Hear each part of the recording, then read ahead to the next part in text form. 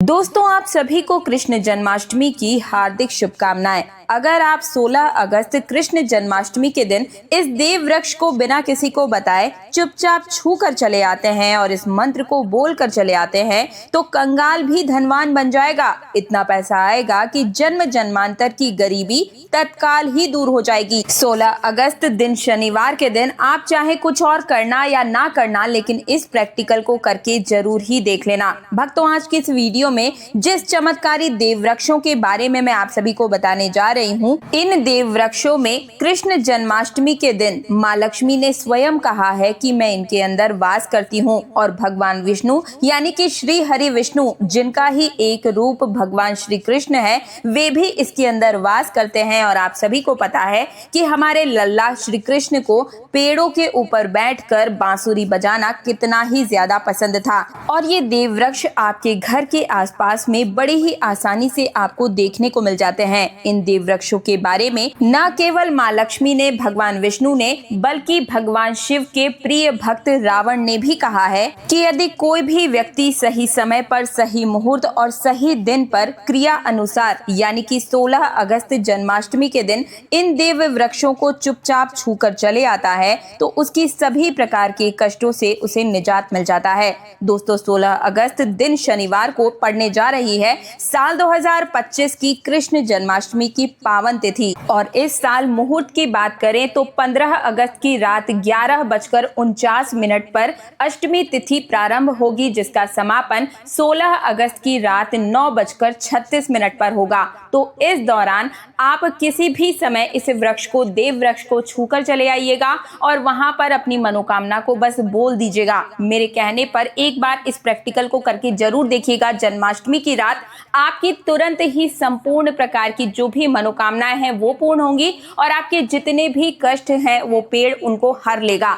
सभी संकटों से आप मुक्ति पा जाएंगे। साथ ही साथ तो दोस्तों, मानकर चलिए आपको कोई भी ऐसी मनोकामना नहीं है जो तत्काल पूर्ण न हो। अगर आप चाहते हैं कि आपका जो सपना है वो सच हो जाए, कि मेरा एक अच्छा सा घर हो, एक अच्छी सी गाड़ी बंगला हो, आपके पास बहुत सारे नौकर चाकर हो, कारोबार बड़ा सा हो, तो यकीन मानिए दोस्तों, ये जो जन्माष्टमी की तिथि पड़ रही है इस दिन आपको ये सब कुछ देने के लिए ही आई है। यानी कि जन्माष्टमी के दिन इस वृक्ष को छूने मात्र से ही सोने चांदी से भी ज्यादा कीमती आप अपनी किस्मत को चमका सकते हैं। तो चलिए बिना देरी किए आपको पहला वृक्ष बता दे रही हूँ, लेकिन उससे पहले निवेदन है कि इस वीडियो को भगा भगा कर मत देखिएगा, पूरे डिटेल में अच्छे से समझिएगा, क्योंकि पूरे साल के इंतजार के बाद आपको ये जन्माष्टमी की तिथि मिल रही है जिस दिन आप अपनी हर प्रकार की मनोकामनाओं को पूर्ण करवा सकते हैं। जो भी आपकी विश है, जो आपकी इच्छा है, उसे तुरंत ही सिद्ध करवा सकते हैं। इसलिए वीडियो को पूरा अंत तक जरूर देखिएगा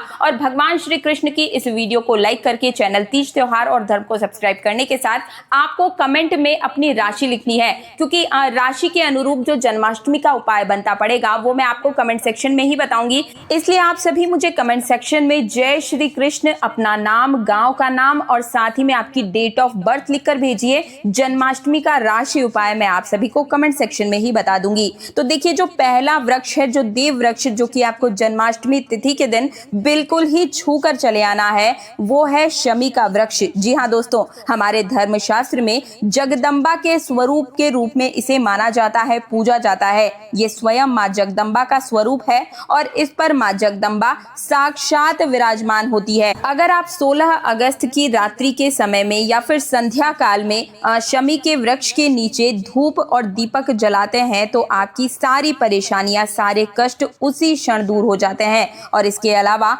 शमी की जड़ में सिंदूर डालने से व्यक्ति के अच्छे स्वास्थ्य की प्राप्ति होती है। जो लोग लंबे समय से बीमार चल रहे हैं उनके लिए ये बहुत ही अच्छा उपाय है। यदि आपके घर में कोई सदस्य लंबे समय से बीमार पड़ा है तो आप उस व्यक्ति के शरीर से 7 बार सिंदूर उतार कर शमी की जड़ में डाल सकते हैं। इससे उसका रोग जल्दी ही ठीक हो जाएगा। इसके अलावा यदि आप बीमारी से बचना चाहते हैं और निरोग रहना चाहते हैं तो शमी की जड़ में सिंदूर डालकर आप अपने रोगों का नाश कर सकते हैं।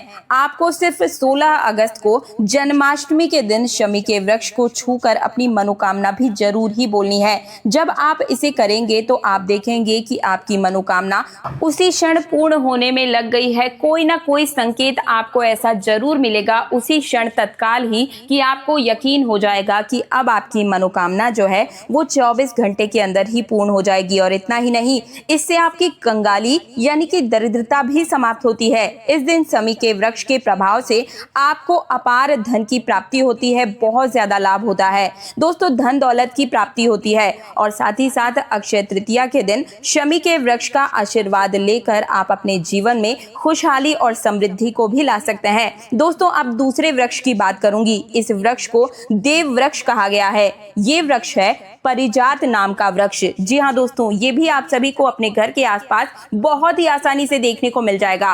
परिजात का वृक्ष समुद्र मंथन से उत्पन्न हुआ था और इसे देवराज इंद्र ने नंदन वन में स्थापित किया था और बाद में भगवान श्री कृष्ण ने इस वृक्ष को मानव कल्याण के लिए धरती पर लाया था। ये वृक्ष लक्ष्मी जी का ही स्वरूप मानी जाती है क्योंकि माता लक्ष्मी भी समुद्र मंथन से ही उत्पन्न हुई थी और ये माना जाता है कि ये भी समुद्र मंथन से ही उत्पन्न हुए थे। अगर किसी भी व्यक्ति के शरीर में बहुत ज्यादा थकान या पीड़ा रहती है या व्रत के दौरान परेशानी या कमजोरी महसूस होती है तो शाम के समय में परिजात वृक्ष को छूने से आपकी सारी परेशानियां, शरीर के सभी कष्ट दूर हो जाते हैं। और आप 16 अगस्त यानी कि जन्माष्टमी के दिन इस वृक्ष को शाम के समय में छू लेते हैं और विशेष लाभ की प्राप्ति कर सकते हैं। अगर आप इस वृक्ष को 16 अगस्त जन्माष्टमी के दिन इसके नीचे जो है एक घी का दीपक जलाते हैं और इसकी जड़ में थोड़ा सा सिंदूर डालते हैं तो आपकी सभी प्रकार की मनोकामनाएं पूर्ण होती है। लेकिन आपको एक प्रार्थना भी वहां पर जरूर ही करनी होगी। ये प्रार्थना है परिजात वृक्ष से कि आप देवी स्वरूप हैं और कृपया आप मेरी इन सभी प्रकार की परेशानियों को दूर कीजिए और आप मेरे घर में लक्ष्मी का वास करें। साथ ही पितृ दोष को भी शांत करें, ग्रह दोष को भी शांत करें, जीवन में समृद्धि और सुख की वर्षा करें। यदि आपके घर में धन का आगमन कम हो रहा है, पैसों की फिजूल खर्ची ज्यादा हो रही है तो आपको परिजात के 5 फूल लेकर उन्हें अच्छे से सुखाकर एक पीले कपड़े में बांधकर तिजोरी में इस दिन आपको यानी कि कृष्ण जन्माष्टमी के दिन जरूर ही रख देना है। ये उपाय आपको जन्माष्टमी के दिन करना होगा और इससे आपका जो फिजूल खर्ची है वो बिल्कुल ही बंद हो जाएगा और धन की वर्षा सुनिश्चित रूप से आपके घर में होगी। दोस्तों, अगला जो देव वृक्ष में बताने जा रही हूँ ये सबसे ज्यादा महत्वपूर्ण है और ये बहुत ही आसानी से आपको कहीं भी देखने को मिल जाता है। लेकिन उससे पहले एक बार फिर से याद दिला दूं कि भगवान श्री कृष्ण की इस वीडियो को लाइक करके कमेंट सेक्शन में जय श्री कृष्ण राधे राधे लिखने के साथ अपनी राशि लिख दीजिए। राशि अनुरूप उपाय मैं आपको कमेंट सेक्शन में ही बताऊंगी। साथ ही इस चैनल तीज त्योहार और धर्म को सब्सक्राइब जरूर कीजिए क्योंकि इस चैनल पर आप सभी को अपने निजी जीवन से जुड़ी हर समस्या का समाधान, जड़ी बूटी और ईश्वर से जुड़े हुए समस्त प्रकार के उपाय हर रोज बिल्कुल मुफ्त में मैं आप सभी के सामने लेकर आती हूँ। तो बहुत ध्यान से अगले देव वृक्ष के बारे में सुनिए। तो देखिए, ये जो साल 2025 की कृष्ण जन्माष्टमी है ये कई सारे संयोग के साथ इस दिन आपको मिल रही है, इसलिए आपको इस खास देव वृक्ष के बारे में जो कि मैं अब आपको बताने जा रही हूँ, हाथ जोड़कर निवेदन है कि आप कुछ और करें या ना करें लेकिन आपको कृष्ण जन्माष्टमी के दिन इस वृक्ष को तो जरूर ही छू लेना है क्योंकि इससे उसी क्षण आपकी जो मनोकामना है वो पूर्ण हो जाती है। छोटी बड़ी या कितनी भी पुरानी से पुरानी मनोकामना क्यों ना हो, जो कि आपको लग रहा है कि शायद इस जीवन में मैं ये काम कभी नहीं कर पाऊंगा, तो फिर आप इस उपाय को उस उपाय के लिए यानी कि उस मनोकामना के लिए, अपनी उस अधूरी इच्छा को पूर्ण करवाने के लिए इस देव वृक्ष को जन्माष्टमी के दिन मेरे कहने पर जरूर ही छू लेना है। देखिए, प्रैक्टिकल करेंगे तभी आपको परिणाम मिलेगा, इसलिए आपसे बार बार कह रही हूँ कि इस वीडियो को बहुत ध्यान से सुनिए, समझिए और आप चाहें तो इस वीडियो को सेव कर लीजिए। जन्माष्टमी के दिन आप तुरंत इस वीडियो को फिर से देखिएगा और इन चीजों को कर लीजिएगा। साथ ही इस वीडियो को ज्यादा से ज्यादा शेयर भी कीजिए ताकि और भी लोग लाभान्वित हो और ऐसा करने से आपके भी कष्ट दूर होते हैं। जब आप किसी की मदद करते हैं उनके कष्टों से मुक्ति पाने के लिए। तो अगला जो वृक्ष जो कि मैं इतनी उसकी तारीफ कर रही हूँ वो है कल्प वृक्ष। जी हाँ दोस्तों, ये पेड़ इच्छा पूर्ति के रूप में ही जाना जाता है और पौराणिक मान्यताओं के अनुसार ये पेड़ जो भी मांगो उसी क्षण पूर्ण कर देता है। इसलिए इसलिए इसे इच्छा पूर्ति वृक्ष भी कहा जाता है। हमारे हिंदू धर्म में ये एक दिव्य और पवित्र वृक्ष के रूप में वर्णित है। ये सिर्फ एक पेड़ नहीं बल्कि ये एक आध्यात्मिक शक्ति का प्रतीक है जो कि आपके जीवन में सुख, समृद्धि, स्वास्थ्य और धन को आकर्षित करता है। साथ ही साथ इसका एक बहुत ही अचूक उपाय भी बताऊंगी दोस्तों, ध्यान से सुनिएगा कैसे करना है ये उपाय। तो देखिए, सुबह के समय में आपको जन्माष्टमी के दिन सूर्योदय के समय आपको कल्प वृक्ष के नीचे शुद्ध जल चढ़ाना है और 7 बार आपको ओम कल्प वृक्षाय नमः मंत्र का जाप वहीं पर खड़े खड़े करना है।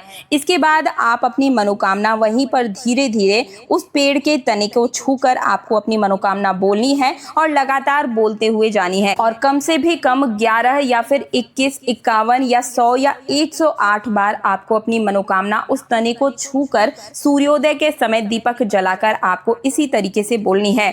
देखिए, इससे लाभ क्या होता है। अगर कोई भी व्यक्ति नियमित रूप से कल्प वृक्ष से अपनी मनोकामना बोलता है तो उसकी जो इच्छा है वो तुरंत ही पूर्ण होने लगती है। कुछ ऐसे संकेत मिलने लगते हैं जिससे कि आपको पूरा विश्वास हो जाता है कि अब मेरी जो मनोकामना है वो पूर्ण हो जाएगी। साथ ही साथ धन प्राप्ति के लिए भी आप ये उपाय कर सकते हैं। और अगर आप लगातार नियमित रूप से इस उपाय को यानी कि इस तने को छूकर अपनी मनोकामना ना बोल पाए तो जैसे कि जन्माष्टमी, अक्षय तृतीया, पूर्णिमा, एकादशी, दीपावली, इस तरीके की जो शुभ तिथियां होती है या फिर शुक्रवार के दिन आप इस चीज को यानी कि इस उपाय को जरूर करके देखिए। कल्प वृक्ष के नीचे आपको गाय के घी का दीपक आपको वहां पर प्रज्वलित करना है।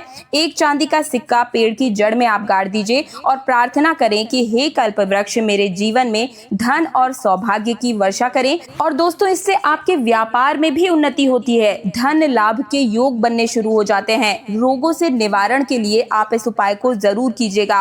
कल्प वृक्ष की जो सूखी हुई छाल होती है उसे जलाकर उसका धुआं आप अपने पूरे घर में करें। इससे नकारात्मक ऊर्जा बिल्कुल दूर हो जाती है, रोग प्रकोप कम हो जाते हैं और इससे आपके घर का वातावरण शुद्ध हो जाता है, मानसिक तनाव घटने लगता है। अगर आप हर सोमवार कल्प वृक्ष की परिक्रमा करें और साथ ही में ओम सोमाय नमः मंत्र का 108 बार जाप करते हैं और साथ ही में मिश्री और दूध का प्रसाद कल्प वृक्ष की जड़ में अर्पण करते हैं तो इससे विवाह के योग जल्दी बनना शुरू हो जाते हैं। संतान प्राप्ति के लिए भी आप जो है जन्माष्टमी के दिन इस उपाय को जरूर कीजिएगा। आपको एक बहुत ही सुंदर संतान की प्राप्ति होगी। एक काम आप सभी और कीजिएगा। करना क्या होगा, कल्प वृक्ष की जो जड़ होती है उसमें हल्दी की गांठ और चावल चढ़ाकर ओम नमो भगवते वासुदेवाय नमः मंत्र का जाप करें। और ये उपाय आप चाहे तो गुरुवार के दिन भी कर सकते हैं। संतान प्राप्ति की जो समस्या है, अगर कोई भी माता बहन को संतान प्राप्ति में समस्या हो रही है तो वो समस्या आपकी बिल्कुल ही समाधान हो जाएगी। जन्माष्टमी के दिन भी आप इस उपाय को कीजिएगा, गुरुवार के दिन भी कीजिएगा। इससे आपको बिल्कुल ही निसंतान जो भी दंपत्ति है उन्हें बहुत ही सुंदर संतान की प्राप्ति होगी।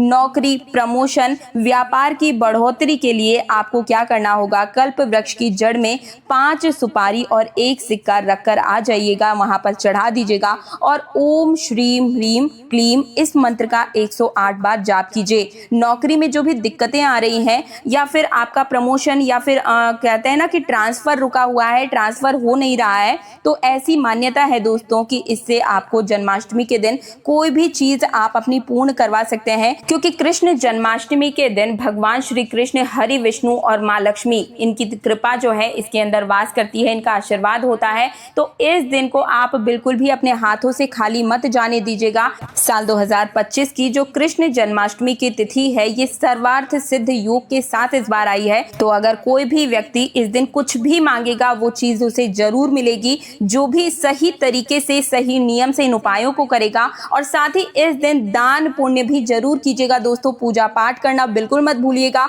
और इन देव वृक्षों से आप अपने पितरों को भी आशीर्वाद जो है उनका वो भी प्राप्त कर सकते हैं। शनिवार के दिन इस साल कृष्ण जन्माष्टमी पड़ रही है तो इसकी वजह से आप अपने पितृ दोषों से भी मुक्ति पा सकते हैं और आपके ग्रहों में जितने भी प्रकार के दोष आ रहे हैं उनसे भी आपको मुक्ति मिल जाएगी। और एक चीज फिर से क्लियर कर दूं कि 15 या फिर 16 तारीख की कंफ्यूजन में आप सभी बिल्कुल भी न पड़े। 16 अगस्त को ही हम सब व्रत रखेंगे, चाहे गृहस्थ वाले हो या फिर वैष्णव मत वाले हो, दोनों ही कि 16 अगस्त के दिन ही व्रत रखेंगे, तो आप सभी बिल्कुल भी कंफ्यूज ना हो। इन देव वृक्षों का आशीर्वाद जरूर ले लीजिएगा अपने पूरे परिवार के कल्याण के लिए, अपने ग्रह की शांति के लिए और सुख समृद्धि की प्राप्ति के लिए। आप सभी को एक बार फिर से कृष्ण जन्माष्टमी की हार्दिक शुभकामनाएं। कमेंट सेक्शन में जय श्री कृष्ण राधे राधे लिखने के साथ अपनी राशि अभी तक नहीं लिखी है तो कृपया करके जरूर से लिखिए।